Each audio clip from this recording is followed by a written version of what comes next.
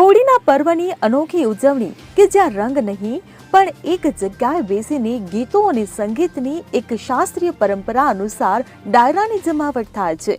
ક્યાંની છે આ અનોખી પરંપરા? જુઓ આ ખાસ અહેવાલમાં. ડાયરાની જેમ બેસીને સંગીત હોળી ઉજવવાની પરંપરા. હોળીને ગાવાની પરંપરા કુમાઉ ક્ષેત્રમાં વધારે જોવા મળે છે. સાંજના સમયે કુમાઉમાં ઘરે ઘરે થતી સંગીત હોળીને કહે છે બેઠિકા. પુરુષોની જેમ મહિલાઓની પણ હોય છે મહેફિલ. ભારતની સાંસ્કૃતિક નગરી બનારસની હોળી સાવ નિરાળી. હોળી પર્વ નિમિત્તે બારાત કાઢવી બનારસની પરંપરા. ઘરે ઘરે જઈને ધમવારી ગાવાની પરંપરા પણ હજી પણ છે જીવંત. હોળીને ડાયરાની જેમ એક જગ્યાએ બેસીને ઉજવવાની પ્રથા ઉત્તરાખંડના કુમાઉ, નૈનીતાલ અને અલ્મોડા જિલ્લામાં જોવા મળે છે. હોળીના પર્વની દિવસોની વાર હોય ત્યારથી જ હોળીનો રંગ લોકોના ગીત સંગીતમાં ઢોળાવા લાગે છે. આ રંગમાં માત્ર અબીલ ગુલાલ જ નહીં, હોળી ગીતો અને સંગીતની એક શાસ્ત્રીય પરંપરા પણ તેમાં ભળે છે. રાજસ્થાનના બરસાનાની લઠમાર હોળી જેવી જ સંગીતમય હોળીઓ પણ દેશની શાન ગણાય છે. સાંજના સમયે કુમાઓમાં ઘરે ઘરે થતી સંગીત હોળીને બેઠિકા કહે છે, જેમાં હાર્મોનિયમ, તબલા ઉપરાંત પરંપરાગત સંગીતનો લય પ્રભાવિત કરે છે. તેમાં મીરાબાઈ, નજીરથી માંડીને બહાદુર શાહ ઝફરની પણ રચનાઓ સાંભળવા મળે છે. એકબીજાના શબ્દો અને ભાવને પકડીને આગળ પણ લઈ જાય છે. મોડી રાત સુધી મુબારક હો મજરી ફૂલો ભરી તથા એસી હોલી ખેલે જનાબ આલી જેવી ઠુમરીઓ ગાવામાં આવે છે.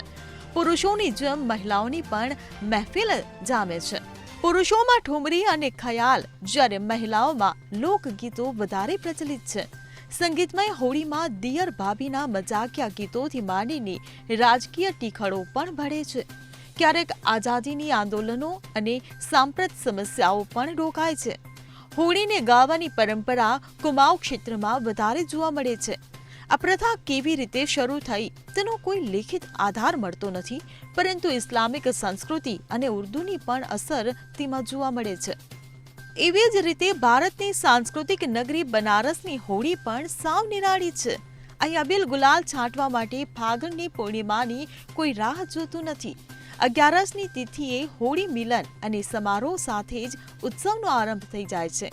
યુવાનોના ગોપ ઢોલ નગારાની થાપ પર ફાગના ગીતો ગાતા નજરે પડે છે. હોળી પર્વ નિમિત્તે બારાત કાઢવી એ બનારસની આગવી પરંપરા છે, જેમાં દુલ્હો રથ પર સવાર થઈને નીકળે છે. જાનનું આગમન થાય એટલે ચોક્કસ સ્થળે તેનું પરંપરાગત રીતે સ્વાગત કરવામાં આવે છે. ચોરીના ફેરા માટેનો મંડપ સજાવવામાં આવે છે. જાણે કે પરિણવા ઉતાવળી થયેલી હોય એમ દુલ્હન સોળે શણગાર સજીને મંડપમાં આવે છે. લગ્નના મંડપમાં દુલ્હા અને દુલ્હન વચ્ચે ચકમક જરે છે. આથી દુલ્હાએ પહેરેલા કપડે પરણ્યા વિના પાછા ફરવું પડે છે. દુલ્હા અને દુલ્હન વચ્ચેના ચકમકના સંવાદોમાંથી ઉત્પન્ન થતું હાસ્ય માણવા માટે અનેક લોકો એકઠા થાય છે. તો આ સાથે જ ચુરુ જિલ્લાના સાલાસરના બજરંગ ચાંગ મંડળ દ્વારા પ્રખ્યાત હોળીમાં પણ અનોખી રીતે સંગીતમય ધમાલ કરવામાં આવે છે.